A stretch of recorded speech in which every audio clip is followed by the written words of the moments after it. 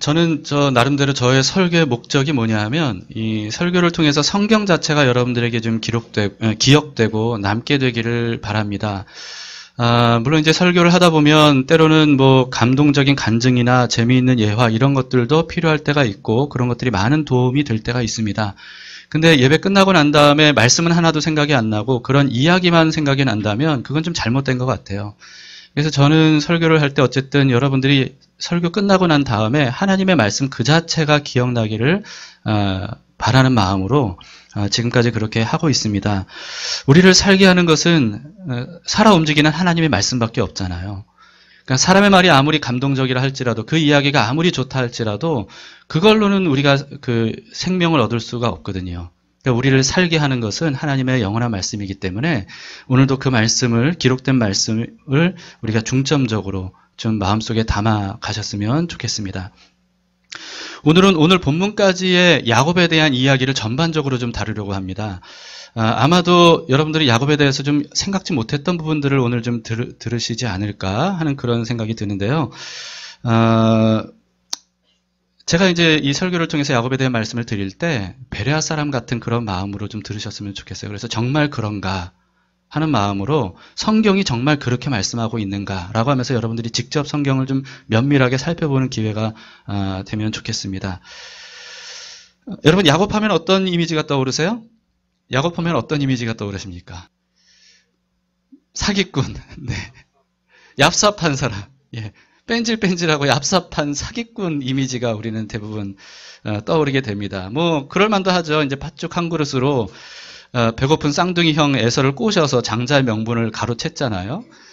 그것도 모자라서 노새에서 눈이 보이지 않는 아버지 이삭을 변장을 해서 속여서 그래서 장자의 축복까지도 가로챘고요.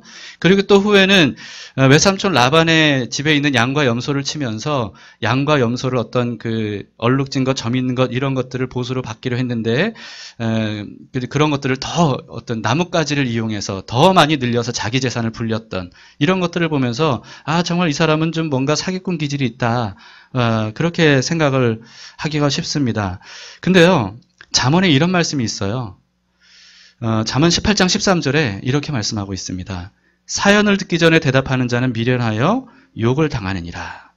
무슨 뜻이냐면요, 당사자에게 사연을 직접 들어보지 않고 그냥 겉으로 보기에 보이는 것으로 판단하거나 또는 그 사람에 대해 남의 말을 듣고 이 사람 이런 사람이구나 라고 그렇게 단정 짓는 것, 이런 것들은 옳지 못하다는 겁니다.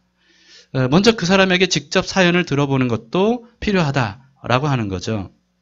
그래서 우리는 야곱에게 직접 사연을 들어보기 전에 다른 사람들을 통해서 야곱에 대해 그동안 들어왔던, 그래서 내가 가지고 있었던 어떤 선입견이나 어떤 야곱은 이런 사람이야 라고 하는 어떤 그런 것들을 다 내려놓고 있는 모습 그대로, 성경에서 기록하고 있는 야곱의 모습 그대로를 오늘 좀 살펴보려고 합니다.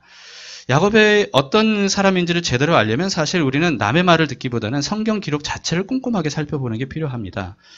하나님은 리브가에게 에서와 야곱을 출생하기 전에 나타나셔서 이렇게 말씀하셨습니다. 창세기 25장 23절에요. 여호와께서 그에게 이르시되 두 국민이 내 태중에 있구나. 두 민족이 내 복중에서부터 나누이리라. 이 족속이 저 족속보다 강하겠고 큰 자가 어린 자를 섬기리라 하셨더라. 지금 뱃속에 쌍둥이가 있는 상태거든요.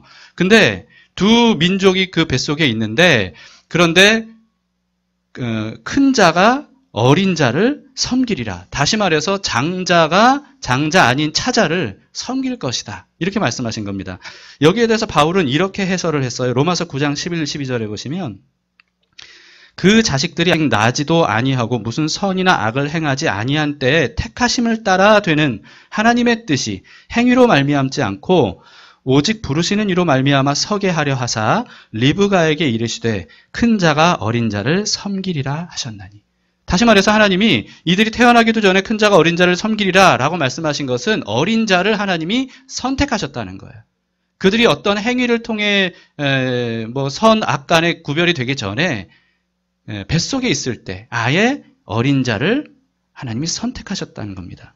자, 근데 여러분 이렇게 선택과 예정에 대해서 제가 예전에도 설명을 드려서 오늘은 자세한 말씀을 드리지 않는데요. 혹시 이 부분이 좀 궁금하신 분들은 예전에 제가 했던 설교들을 좀 들어보시면 좋겠습니다. 다만 한 가지 중요한 점만 짚고 넘어가겠는데 하나님께서 어린 자, 다시 말해서 동생 야곱을 선택하신 이유는 야곱만 구원하기 위함이 아니라고 제가 말씀을 드렸습니다. 그 야곱을 통해 모든 민족에게 구원의 길을 열어놓기 위해서 하나님이 둘 중에 야곱을 선택하셨다. 라고 하는 것이고 심지어는 야곱을 통해 에서 같은 사람도 구원하시기 위해서다. 이렇게 말씀을 드렸습니다. 어쨌든 하나님께서 에서와 야곱이 출생하기도 전에 그들의 행위와 관계없이 어린 자, 다시 말해서 동생을 선택하셨어요. 근데 이거를 리브가에게 말씀하셨지만 이삭이 몰랐을까요? 이삭도 알았을 겁니다. 당연히 이삭도 알았겠죠. 그런데 이삭은 야곱보다 에서를 더 사랑했어요. 그래서 하나님의 말씀과 관계없이 자기가 더 사랑하는 에서에게 장자의 축복을 주려고 했습니다. 사실 그게 어떻게 보면 인간적으로는 좀 당연해요.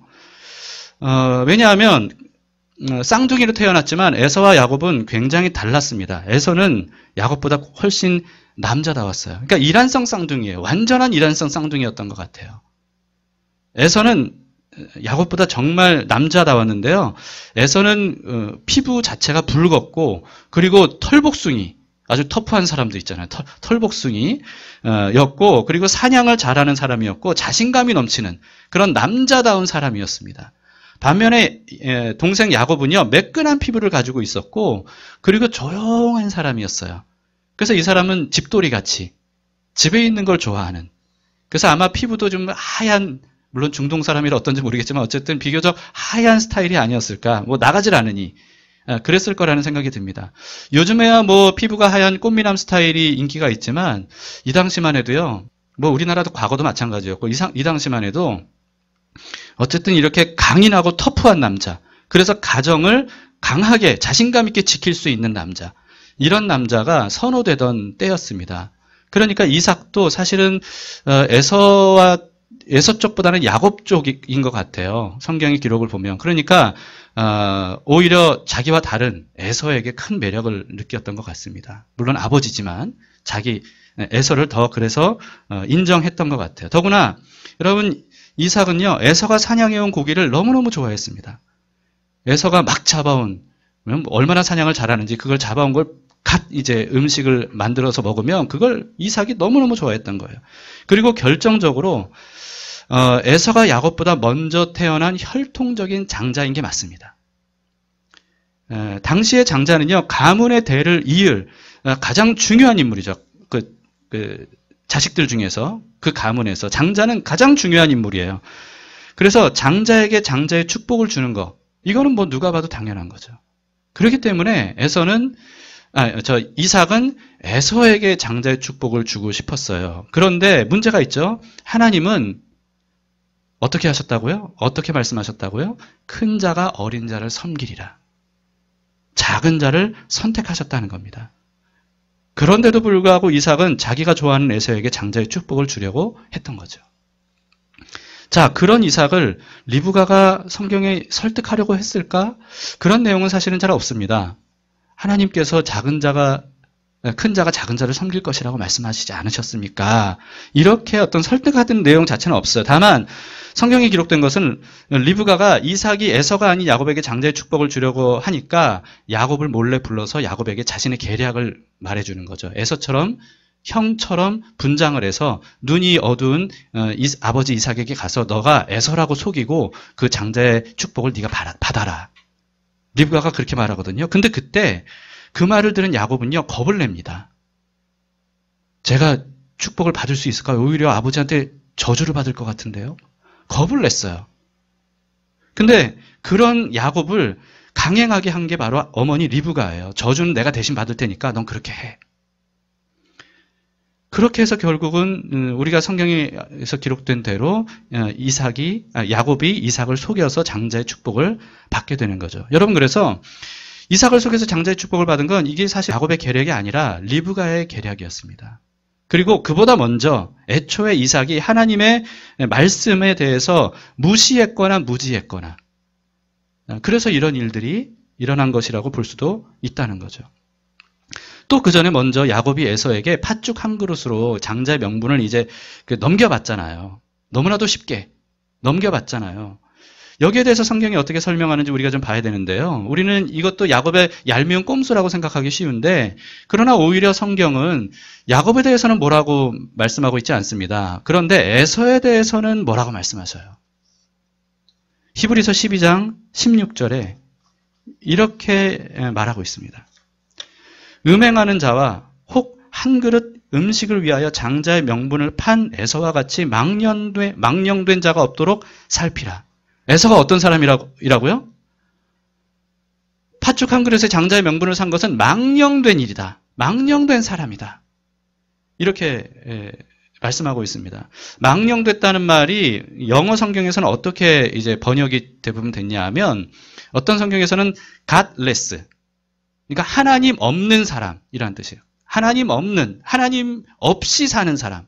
그리고 또 어떤 곳에서는 unholy, 이렇게 번역이 되어 있습니다. unholy, 거룩하지 않은 사람이라고 되어 있는 거죠. 다시 말해서 여러분, 에서가 망령된 사람이다라고 하는 건 어떤 뜻이냐면, 인류의 구원을 위해 하나님께서 아브라함을 선택하셨잖아요. 그리고 아브라함의 씨를 통해 그런 일들이 일어날 것이라고 말씀하시면서 아브라함의 대로 이어지는 그런 그 계대를 통해서 하나님이 구원 역사를 이루실 것이라고 말씀하셨단 말이죠. 그런데 이런 아브라함의 대를 잇는 장자의 명분을 에서는 어떻게 했다는 거예요? 죽 한 그릇만도 못하게 여겼다는 거예요. 이와 같은 하나님의 구원 계획을 죽 한 그릇만도 못하게 여겼다는 거예요. 이게 바로 godless, unholy한 에서의 모습이라는 거죠. 이거는요, 하나님과 하나님의 약속을 멸시하는 태도였던 겁니다. 이게 멸시하는 태도였다는 게 분명한 이유가 뭐냐 하면, 이후에 또 에서는 어떻게 하냐 하면, 자기 마음대로 이방인 여자와 그냥 결혼을 해버려요. 터프한 남자니까 그 당시에 또 인기도 많았겠죠. 그러니까 어쨌든 그렇게 해서요, 그냥 결혼을 해버려요. 그렇게 함으로써 언홀리한 삶을 계속해서 에서는 선택하게 됩니다. 자, 에서와 달리 야곱은 어떻습니까? 여러분, 야곱은요, 에서보다 모든 면에서 불리한 사람이었습니다. 뭐든지 부족했어요. 뭐든지 약했어요. 선천적으로 넘을 수 없는 운명 같은 벽들이 있었어요. 장자의 혈통적인 명분은 이미 태어나면서부터 에서의 것이었고요. 그 외에도 외적인 것들도 다 딸렸어요, 모든 게. 그런데 야곱에게 있는 게 하나가 있었습니다. 그건 뭐냐 하면, 하나님의 약속을 받은 아브라함의 대를 자신이 이어받고 싶은 열망이에요. 야곱은 그 열망이 너무너무 컸어요. 그래서 자신이 할 수 있는 방법을 총동원해서 기회가 생겼을 때 놓치지 않고 그것을 쟁취하려고 했던 거죠. 그리고 그런 야곱을 하나님께서도 인정해 주셨다는 것을 우리는 성경을 통해서 알 수가 있습니다. 아브라함과 이삭의 대를 야곱이 이어가게 해주신 거예요. 이걸 우리가 어디서 분명히 알 수 있냐 하면, 하나님께서 후에 이스라엘 자손들에게 자신을 어떤 하나님인지를 말씀하실 때 이런 표현을 자주 쓰셨습니다. 나는 아브라함과 이삭과 야곱의 하나님이다. 이게 무슨 뜻입니까? 야곱이 아브라함과 이삭의 대를 잇는 장자의 명분을 받은 사람이라는 거예요. 그 구원의 약속을 이어받을 선택된 사람이 바로 야곱이 되었다는 거예요. 자, 여러분, 이번에는 야곱이 라반의 가축들을 자기 것이 되게 했던 일들도 한번 생각해 봅시다. 사실 이 사건을 보면서 야곱이 참 어떤 술수를 통해서 라반의 어떤 가축들을 자기 것으로 가로챘구나 생각하기 쉬운데, 성경을 자세히 보면 사실 애초에 피해자는 라반이 아니라 야곱이었습니다. 라반은요, 부당하게 야곱의 노동력을 계속해서 갈취하고 있었어요. 20년 동안이나 라반을 위해서 야곱은 성실하게 일했거든요. 정말 성실하게 일한 것을 성경을 통해 볼 수 있습니다. 그래서 그런 성실하게 일한 야곱과 함께 하신 하나님께서 그런 야곱을 통해 라반의 집이 큰 부자가 되게 하셔요. 그러니까 라반이 그러면 좀 고맙고 감사한 줄 알아야 되는데, 근데 야곱을 마치 황금알 낳는 거위처럼 생각을 한 겁니다. 그래서 점점 더 야곱을 통해 그런 복을 받으려고 욕심을 내는 거예요. 그런 중에 결국은 하나님께서 꿈을 통해 야곱에게 나타나십니다. 그러면서 뭐라고 말씀하시냐면, 라반이 너에게 행한 짓들을 내가 다 알고 있다. 이렇게 말씀하셔요. 그러면서 이제는 라반의 집을 떠나서 너의 고향 집으로 돌아가라. 그렇게 말씀하십니다. 그러면서 돌아가기 전에 어떻게 하면 라반의 재산을 야곱의 것으로 삼을 수 있는지 그 방법을 하나님이 알려주신 거예요. 그게 바로 나뭇가지 껍질을 벗겨서 이제 교미하는 그런 가축들 앞에 세워놓도록 한 거죠. 그렇게만 하면 그들이 교미할 때 야곱의 것으로 주기로 한 얼룩진 것, 뭐 점 있는 것, 이런 가축들이 태어난다는 거예요. 야곱이 정말 그 방법대로 했더니 정말 야곱의 재산이 많아지게 되었던 겁니다. 이걸 막기 위해서 라반이 필사적이었어요. 그래서 야곱과 그 계약한 약속을 10번이나 어깁니다. 그래서 계약 조건을 계속해서 바꿔요. 그런데도 불구하고 하나님께서 야곱을 도와주십니다.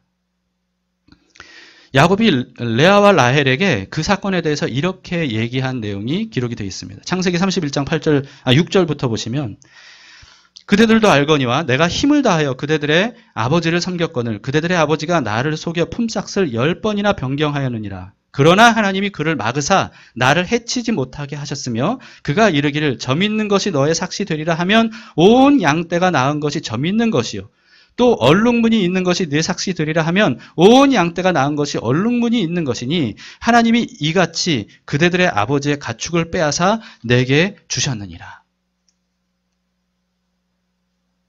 그러니까 이게 여러분 레아와 라헬도요 이 말을 듣고 인정했어요. 그러니까 나뭇가지를 가지고 얼룩진 것 또는 점 있는 것 이런 새끼를 낳게 한 것은 어떤 야곱의 탁월하거나 또는 어떤 꼼수 기술 이런 것이 아니었다는 거죠. 그걸 누가 하신 거예요? 하나님이 하신 거예요. 자, 그래서 여러분 사실 성경을 면밀히 이렇게 살펴보면 야곱에 대해 생각하지도 못했던 이전까지 선입견을 가지고 전혀 생각하지 못했던 그런 것들을 좀 발견할 수가 있습니다. 첫 번째로 야곱은 사실 약자였습니다. 야곱에 대해 야곱은 장자도 아니었어요. 그리고 외적인 조건도 부족했습니다. 그리고 심성도 소심한 사람이었어요. 그리고 장래성도 보이지 않는 그런 사람이었습니다. 집돌이니 그 당시에 무슨 큰일을 할 수 있는 그런 사람이었겠습니까? 더구나 아버지에게도 인정을 형보다 받지 못했습니다. 둘 번째, 야곱은 그런 약자였기 때문에 늘 두려워하는 삶을 살았어요. 당하는 삶을 살았습니다. 심지어는 도망 다녔어요. 장자의 축복 가르친 다음에 형 에서가 자기를 죽이려고 한다는 사실을 알고 도망가 버리잖아요. 무서워서. 그렇게 해서 도망간 라반의 집에서도 마찬가지였습니다. 외삼촌 라반에게 계속해서 착취를 당했어요. 얼마나 많은 괴로움을 당했겠습니까? 일은 일대로 하는데. 그런데 계속 착취를 당한 거예요. 그래서 결국은 이제 하나님께서 많은 재산을 야곱에게 주시니까 라반의 안색이 바뀐 것을 보고 두려워서 가족들 다 이끌고 야반도주를 하거든요. 라반에게서 이제 도망친 겁니다. 근데 그것이 끝이 아니었어요. 그러고 나서 고향으로 가는데 고향에 누가 있어요? 형 에서가 있어요. 형 에서가 있으니까 얼마나 무섭겠어요. 거기를 가야 되니. 그래서 온갖 선물들을 에서 형을 위해서 준비해서 앞서 보냅니다. 그러면서 에서 앞에서 계속해서 최대한 자세를 낮추고 또 낮춰요. 여러분, 그러니 이 야곱이 얼마나 심성이 약한 사람일 뿐만 아니라 그리고 얼마나 두려움이 많은 상황을 맞이했는지 모릅니다. 왜냐하면 야곱은 그렇게 약한 사람이거든요. 그리고 여러분, 지난주에 살펴봤던 것처럼 두 아내 레아와 라헬에게 야곱이 얼마나 휘둘렸어요. 아들 낳기 경쟁에 얼마나 휘둘렸습니까? 그러니까 이런 것들만 봐도요, 야곱이 어떤 사람인지를 어느 정도 알 수가 있는데 야곱은 의외로 내성적이고 소심한 사람이었다는 거죠. 또 세 번째, 그런데도 불구하고 그런 야곱은 요셉처럼 하나님으로 인해 형통한 사람이었다는 것을 알 수가 있습니다. 여러분, 형통한 사람 하면 누가 떠오릅니까? 요셉이 떠오르죠? 성경에서는 요셉이 형통한, 하나님과 함께 했기 때문에 그 사람이 형통한 사람이다. 이렇게 말씀을 하고 있거든요. 그래서 요셉이 이집트 종살이 할 때, 노예로 있을 때, 그리고 또 그 다음에는 더 떨어져서 감옥에 억울하게 갇혀 있을 때, 그때 아이러니하게도 그런 요셉과 하나님이 함께 하셔서 그가 형통한 자가 되게 하셨다고. 이렇게 말씀하고 있습니다. 이걸 통해서 우리는요, 형통이라는 게 무엇인지를 알 수 있는데, 그 당시에 하나님이 요셉을 형통한 사람이라고 하셨지만 정작 복받은 사람은 요셉이 아니라 누구였어요? 요셉이 아니라 요셉 주변 사람들이었습니다. 그런데 그런 요셉을 형통한 사람이라고 했던 거예요. 이걸 통해 성경이 말하는 형통한 사람은 어떤 사람입니까? 단지 자기 혼자 잘 되고 잘 먹고 잘 사는 사람이 아니라 그 사람을 통해 주변 사람들이 복을 받게 하는 사람. 이런 사람이 형통한 사람이라는 거예요. 성경이 알려주는 형통이 그런 것이라면 야곱 역시 형통한 사람이라는 것을 우리는 알 수가 있습니다. 하나님이 야곱과 함께 하셨어요. 그리고 야곱을 통해 라반이 집이 큰 부자가 되게 하셨어요. 라반도 그것을 인정했습니다. 30장 27절에 이렇게 되어 있어요. 라반이 그에게 이르되 여호와께서 너로 말미암아 내게 복 주신 줄을 내가 깨달았노니 네가 나를 사랑스럽게 여기거든 그대로 있으라. 라반이 뭐라 그랬다고요? 여호와께서 너로 말미암아 내게 복 주셨다. 이걸 라반도 알았어요. 여러분, 이런 일들을 통해서 우리가 또 알 수 있는 건 뭐냐 하면 역시나 하나님께서 야곱을 아브라함의 대를 잇는 그런 장자로 인정하셨구나 라고 하는 것을 알 수가 있습니다. 왜냐하면 애초에 하나님께서 아브라함을 선택하셔서 뭐라고 말씀하셨어요? 모든 민족이 너로 인해 복을 받게 될 것이다. 너로 인해 복을 받게 될 것이다. 그래서 너는 복이 될지라. 복의 근원이다. 이렇게 말씀하셨죠. 이게 바로 형통한 사람입니다. 형통한 사람은 어떤 사람이에요? 자기만 잘 되는 게 아니라 그 사람을 통해 주변 사람들이 복을 받게 하는 사람이에요. 그래서 여러분, 그런 의미에서 야곱도 형통한 사람이었습니다. 우리도 예수 그리스도로 인해 하나님의 선택을 받은 우리도 이런 형통한 사람이 될 수 있기를 바랍니다. 그리고 네 번째, 야곱은요, 의외로 성실한 사람이었습니다. 이걸 성경을 잘 보면 알 수 있습니다. 요셉이 형통한 사람이었던 이유는 물론 하나님께서 그와 함께 하셔서 복 주셨기 때문이죠. 주변 사람들에게 복 주셨기 때문인데 그것만은 아니었습니다. 하나님께서 복 주셨을 때 요셉을 통해 복 주셨죠. 근데 요셉의 성실함을 통해 복을 주셨어요. 요셉은 노예로 있을 때도 성실한 사람이었습니다. 종으로서 최선을 다하는 삶을 살았어요. 심지어는 억울하게 감옥에 갇힌 상황에서도 그 사람은 자기가 할 수 있는 최선의 삶을 살았어요. 그런 것들을 통해서 하나님이 요셉을 통해 주변 사람들이 복을 받게 하셨던 거죠. 야곱도 마찬가지였습니다. 사기꾼 이미지와는 다르게 여러분 잘 보시면요. 결혼 지참금이 처음에 야곱에게 없었거든요. 빈털터리로 이제 외삼촌 집에 도망갔기 때문에. 그러니까 자기에게 이제 그런 돈이 없기 때문에 라헬을 아내로 달라고 할 때 뭐라고 얘기를 했냐면 7년 동안 일하겠습니다. 이렇게 얘기를 해요. 근데 라반이 속였죠? 그랬더니 또 어떻게 해요? 7년을 더 라헬을 얻기 위해 일을 해요. 그러니까 총 14년 동안 결혼 지참금 대신에 일을 한 거예요.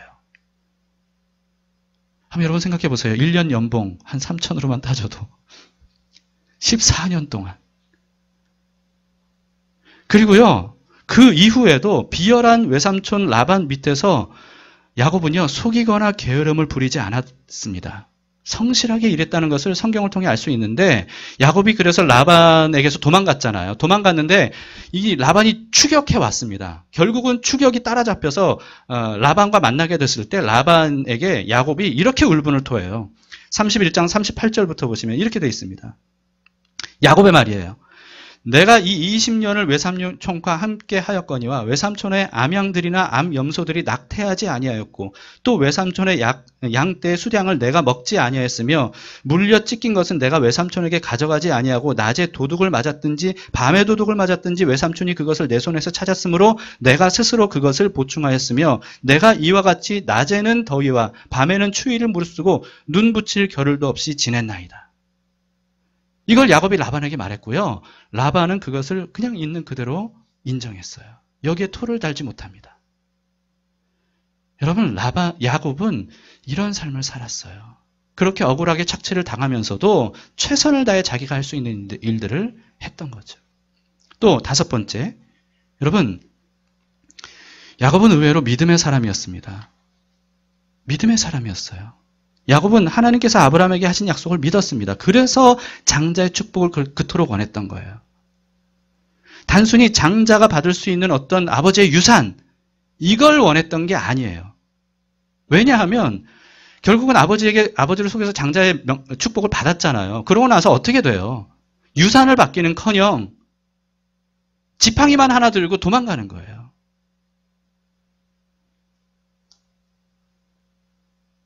여러분, 야곱이 정말 원했던 것은 하나님의 약속이었습니다.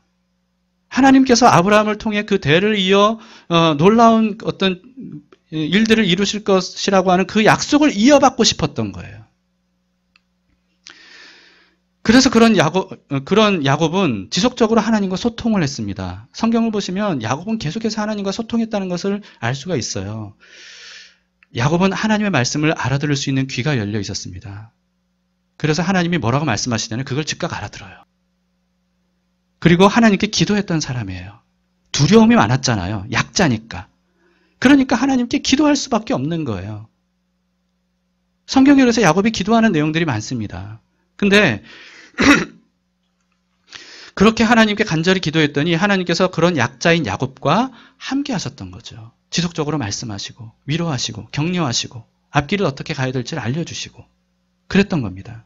그리고 무엇보다 여러분, 야곱은요, 자신에게 일어난 일들이 하나님께서 하신 일이라는 사실을 분명히 인식하고 그걸 저게 혼자 인식한 게 아니라 사람들에게 말할 줄도 아는 그런 사람이었습니다. 라반에게도 두 아내들에게도 그렇게 하나님이 하신 일을 말하는 그런 사람이었어요. 여러분, 우리는 어때요? 우리는 물론 이제 뭐 여러분 다 그런 건 아니고 저도 뭐 마찬가지로 그렇지만요.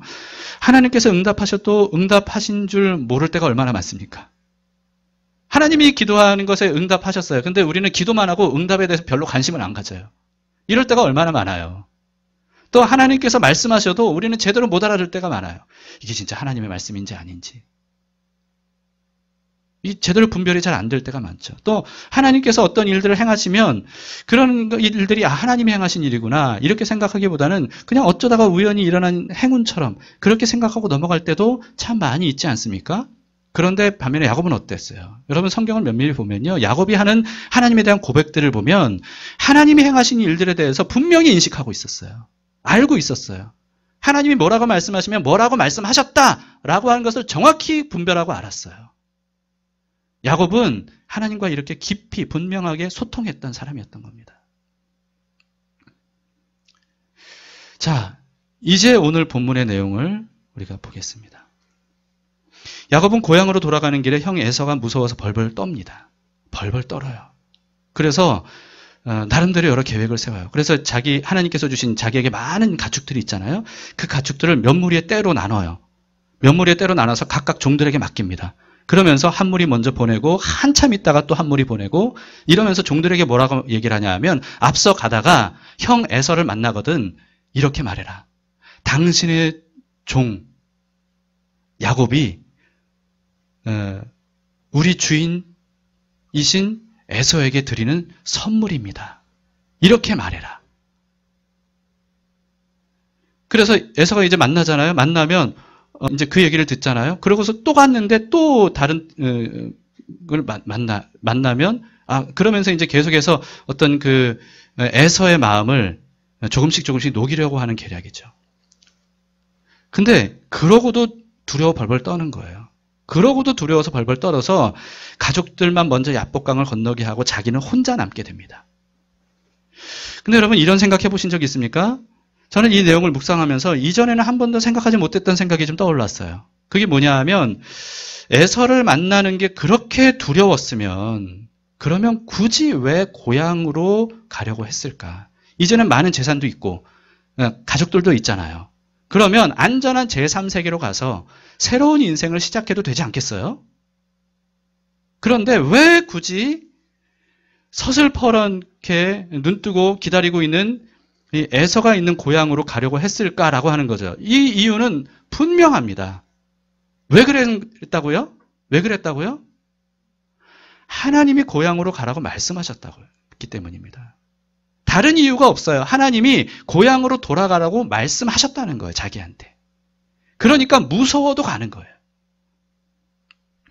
창세기 31장 3절에 이렇게 되어 있습니다. 여호와께서 야곱에게 이르시되 네 조상의 땅 네 족속에게로 돌아가라. 내가 너와 함께 있으리라 하신지라. 그리고 13절에도 이렇게 되어 있습니다.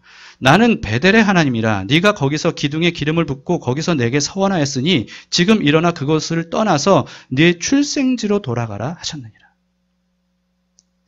야곱이 고향에 돌아가려고 했던 이유, 두려워도 돌아가려고 했던 이유는 단 하나였어요. 하나님이 그렇게 하라고 말씀하셨다. 였습니다. 야곱은 그 말씀만 믿고 두려워 벌벌 떨면서도 에서가 벼르고 있는 고향으로 돌아갔던 거예요. 여러분, 믿음은 뭡니까? 믿음은 전혀 두려워하지 않는 것이라기보다는 믿음은 두려워도 순종하는 거예요. 그게 믿음이에요. 믿음에 순종하려는 마음이 두려움보다 더 큰 것. 이게 바로 믿음이에요. 우리도 때로는 두려울 수 있습니다. 근데 믿는 사람은 두려워하지 않는다는데 하나님이 두려워하지 말라고 하셨는데 그러면서 우리는 갖지 않아도 되는 어떤 죄책감을 가질 때가 있어요. 두려워하는 것만으로도 부족해서 거기에 두려워한다는 자신이 믿음이 없다. 그래서 죄책감을 갖는 경우가 있습니다. 아니요, 그렇지 않아요. 여러분, 우리는 두려워할 수 있습니다. 성경에 두려워하지 말라라고 하는 말씀이 많은 이유는 하나님께서 우리가 두려워하는 존재임을 알고 계시기 때문에 그래요. 우리는 두려워할 수밖에 없어요. 그런데 믿음은 뭐라고요? 그 두려움보다 하나님 말씀을 듣고 순종하는 마음이 더 큰 것. 그래서 두려워도 순종하는 것. 이게 바로 믿음이라고요. 이런 믿음을 우리가 가질 수 있기를 바랍니다. 그래야 두려워하다가도 그 두려움을 정복할 수가 있는 거예요. 그런 야곱 앞에 하나님께서 사람의 모습으로 나타나셨습니다. 사람으로 나타나신 하나님. 여러분, 그분을 정확히 누구라고 봐야 한다고요? 제가 예전에 말씀드렸죠? 구약 시대에도 사람으로 나타나신 하나님. 부활하신 예수님. 그냥 예수님이 아니라 부활하신 예수 그리스도. 여기에 대해서는 제가 멜기세덱에 관한 설교를 했던 거 여러분 한번 이해가 안 되시면 다시 한번 들어보시기를 바랍니다. 사람으로 나타나신 하나님은 두려워하고 있는 야곱을 상대해 주십니다. 오늘 성경에 보면 야곱이 하나님과 씨름을 했다고 기록이 되어 있어요. 근데 우리가 아는 그 삿바잡고 하는 씨름인지는 잘 모르겠습니다. 아무튼 중요한 건 뭐예요? 그런 야곱과 함께 이 하나님께서 씨름을 하는데 야곱이 얼마나 필사적으로 붙들고 놔주지를 않는지 하나님께서 그의 허벅지 관절을 쳐서 탈골까지 일어나게 됩니다. 그런데도 불구하고 야곱이 어떻게 했어요? 놔주지 않았어요. 끝까지 붙들었어요. 필사적인 야곱의 모습을 여러분 한번 보세요. 26절입니다. 오늘 본문의 26절을 보시면 그가 이르되 날이 새려하니 하나님께서 말씀하신 거예요. 날이 새려하니 나로 가게 하라. 야곱이 이르되 당신이 내게 축복하지 아니하면 가게 하지 아니하겠나이다.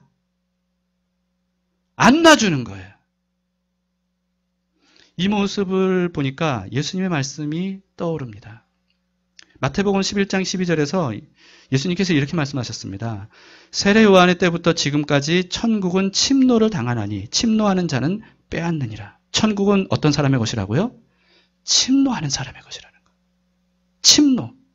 침노라고 번역된 이 단어가 어떤 의미냐 하면 약탈한다. 침략해서 빼앗는다. 이런 의미가 있는 단어입니다. 다시 말해서 하나님 나라는 어떻다는 거예요. 이렇게 간절하고 필사적으로 적극적으로 매달리고 침투하고 이런 사람의 것이다. 하나님의 나라는. 그런 거예요. 에서와 달리 야곱 어땠습니까? 하나님의 약속에 대해서 이런 간절한 몸부림이 있었어요.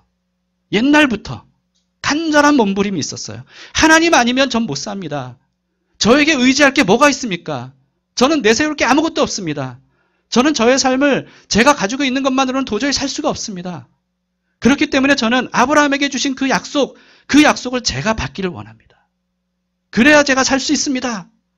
라고 하는 이런 간절함, 침노하는 마음, 이게 야곱에게 있었던 겁니다. 그래서 매달렸던 거예요. 수십 년간 하나님의 약속과 축복을 자신의 것으로 삼아야만 살 수 있다고. 그래서 결코 포기하지 않고 힘껏 잡고 끝까지 놔주지 않았던 거죠. 그런 야곱에게 하나님께서 이렇게 말씀하셔요. 28절입니다. 그가 이르되 내 이름을 다시는 야곱이라 부를 것이 아니요 이스라엘이라 부를 것이니 이는 내가 하나님과 및 사람들과 겨루어 이겼음이니라. 여러분, 이건 놀라운 말씀입니다. 야곱은 어떤 사람이었다고요? 원래 철저한 약자였어요.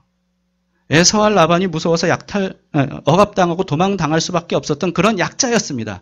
근데 그런 약자에 불과한 항상 질 수밖에 없었던 그 사람, 야곱에게 하나님께서 뭐라고 말씀하신 거예요? 사람들뿐만 아니라 하나님과도 겨루어 이긴 사람. 이라고 하는 타이틀을 야곱에게 주신 거예요. 승리자라고 하는 뜻의 이름, 이스라엘을 그에게 수여하신 겁니다. 결코 이길 수 없었던 사람이 하나님조차 이기는 그런 사람이라고 하나님께서 그 이름을 불러주신 거예요. 너는 이긴 자다. 승리한 사람이다. 여러분, 야곱이 어떻게 하나님을 이겼을까요? 어떻게 하나님을 이겼을까요, 야곱이? 이유는 간단해요. 하나님께서 져주셨기 때문입니다. 그렇지 않고서 어떻게 야곱이 하나님을 이길 수 있겠어요? 원래 누가 이기냐 하면요. 누가 지냐 하면 더 사랑하는 사람이 져주게 되어 있다는 거예요. 더 사랑하는 사람이 져준다는 거죠. 저희도 이제 아이들이 어릴 때 저희 부부가 아이들하고 때로는 씨름을 할 때가 있거든요. 이 녀석들이 이제 막 씨름하자고 막 덤벼요. 그러면 그래 이리 와 그러면서 이제 붙들고 막 씨름을 하는 거예요. 씨름을 하는데 누가 이기겠어요? 제가 그냥 넘겨버리면 4살, 5살짜리 아들을 넘겨버리면 그거 어떻게 되는 거예요? 그러면 안 되잖아요. 항상 누가 이기겠어요? 아들들이 이겨요. 아들들이 이겨요. 엄마 아빠는 나동글하져요. 일부러. 그러면 아이 막 좋다고 만세를 불러요. 그러면 그 모습을 보면서 쓰러진 엄마 아빠는 오히려 기뻐요. 미소가 지어지면서 즐거워해요. 여러분, 이게 엄마 아빠의 마음이죠. 져주고도 기뻐하는, 이게 바로 엄마 아빠의 자식들을 향한 마음입니다. 그러니까 아이는 자기가 이겼다고 막 그러는 거예요. 여러분, 이런 사랑보다 훨씬 더 큰 사랑이 있습니다.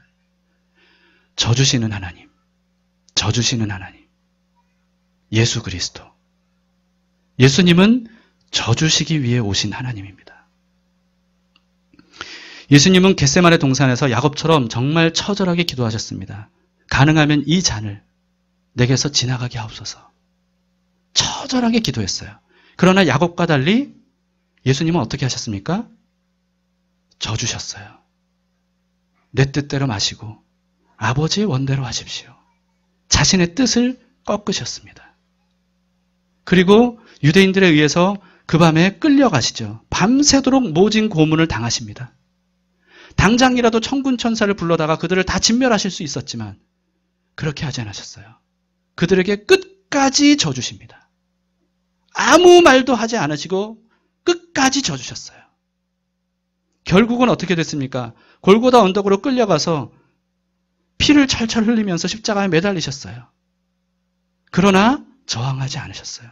수많은 사람들이 예수님에게 침을 뱉고 조롱하고 욕설을 퍼붓고 그래도 대항하지 않으셨어요. 끝까지 그 모든 공격을 온몸으로 받아내셨습니다. 왜 그러신 겁니까? 왜? 그 강하고 능하신 하나님이신 그분이 왜 그러신 거예요?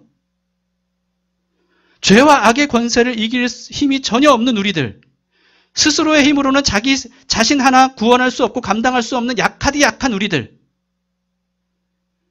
우리들을 이긴 자라고 하기 위해서, 우리가 이긴 자가 되도록 하기 위해서 하나님이 져주신 거예요.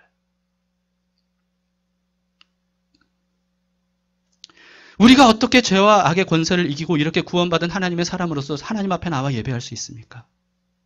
하나님이신 예수님께서 철저히 져주셨기 때문이에요. 우리가 주목해 봐야 할 대상은 하나님과 겨루어 이긴 야곱이 아닙니다. 야곱에게 져주신 하나님이에요. 그분이 져주셨기 때문에 야곱이 이긴 자, 이스라엘이 될 수 있었던 거예요. 우리도 마찬가지입니다. 하나님은 우리같이 아무것도 내세울 것 없고 하나님 앞에 잘난 것도 없고 잘하는 것도 없고 그렇게 예수님 믿는다고 하면서도 잘못하는 일들이 많은 우리들에게 지금도 져주고 계셔요. 오직 예수 그리스도 그분의 이름으로 기도하면 우리를 아들에게 응답하시는 것처럼 응답하시고 우리를 마치 예수님을 대하듯이 그렇게 대해주시는 거예요. 항상 우리에게 져주시는 분이 져주기 위해 오신 예수 그리스도. 그분이십니다. 이사야서 41장 14절에 이렇게 말씀합니다. 버러지 같은 너 야곱아, 너희 이스라엘 사람들아, 두려워하지 말라. 나 여호와가 말하노니 내가 너를 도울 것이라. 네 구속자는 이스라엘의 거룩한 이인이라. 여러분, 여기서 야곱을 버러지 같다고 하신 것은 야곱에 대해, 이스라엘에 대해 어떤 책망하거나 비하하시려고 하시는 그런 말씀이 아닙니다. 이스라엘이 아니라 야곱은 벌레처럼 약하디 약한 존재라는 거예요. 밟으면 밟힐 수밖에 없는 그런 존재라는 겁니다. 그런데 그런 버러지같이 약하고 약한 야곱을 하나님께서 어떻게 하셨다는 거예요? 하나님과 겨루어 이긴 이스라엘로 바꾸어 주셨다는 거예요. 그리고 그 이름에 걸맞게 우리가 끝까지 이길 수 있도록 하나님이 도와주겠다라고 지금 말씀하고 계시는 겁니다. 내가 너를 도울 것이라 이렇게 말씀하시는 거예요. 그렇기 때문에 두려워하지 말라 이렇게 말씀하시는 거죠. 여러분, 우리는 때로는 자기 자신을 이처럼 버러지처럼 여겨질 때가 얼마나 많습니까? 이것도 못해, 이것도 실패했어, 이것도 안 돼. 이런 약함이 나에게 있어. 태생적으로 난 이거 벗어나기 어려워. 라고 하는 우리의 어떤 그런 약함, 부족함, 연약함 이런 것들이 얼마나 많습니까? 그래서 우리는 버러지 같은 야곱아. 우리의 자체는 거기에 해당이 돼요. 그런데 하나님께서 우리를 어떻게 부르신다고요? 더 이상 너는 야곱이라 하지 않겠다. 이스라엘이라 하겠다. 그리고 이긴 자가 되도록 끝까지 너를 도와주겠다. 너와 함께 하겠다. 그렇게 말씀하시는 분입니다.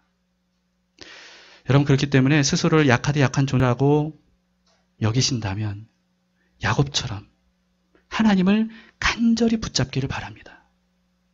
다른 어떤 것보다 하나님과 하나님의 약속을 사모하고 침노하세요. 우리가 해야 될 게 바로 그거예요. 열정적으로 야곱처럼 하나님 앞으로 나아가세요. 하나님 없이 저는 못 삽니다. 제 힘으로 못 삽니다. 제 능력으로 못 삽니다. 그러니 하나님 약속을 붙들지 않으면 제가 어떻게 살겠습니까? 놓지 않겠습니다. 저를 축복하기 전에는 저는 놓지 않겠습니다. 하나님은 그런 야곱을, 약하디 약한 야곱을 기뻐하십니다. 그리고 기꺼이 져주세요. 그래, 내가 너와 함께 하겠다. 그게 내가 바라는 바다. 여러분, 하나님께서 우리 같은 사람도 이기게 하십니다. 그래서 하나님이 우리의 손을 번쩍 들어주실 거예요. 마치 그 심판이 승리자의 손을 번쩍 들어서 이 사람이 승리자입니다. 라고 선포하는 것처럼 그렇게 약하디 약한 우리들을 하나님이 손을 잡고 네가 이긴 자다 라고 하면서 모든 만물 앞에 우리의 손을 번쩍 들어서 우리가 승리자됨을 선포해 주실 겁니다. 이와 같은 하나님의 사랑과 그 마음, 이것을 깊이 우리가 생각하면서 이렇게 어려운 시대에, 이렇게 힘든 시대에 어떻게 이런 문제를 해결할지 모를 이때 우리의 약함을 하나님 앞에 인정하며 하나님께 침노하듯이 간절히 매달리는 우리들이 되기를 바랍니다.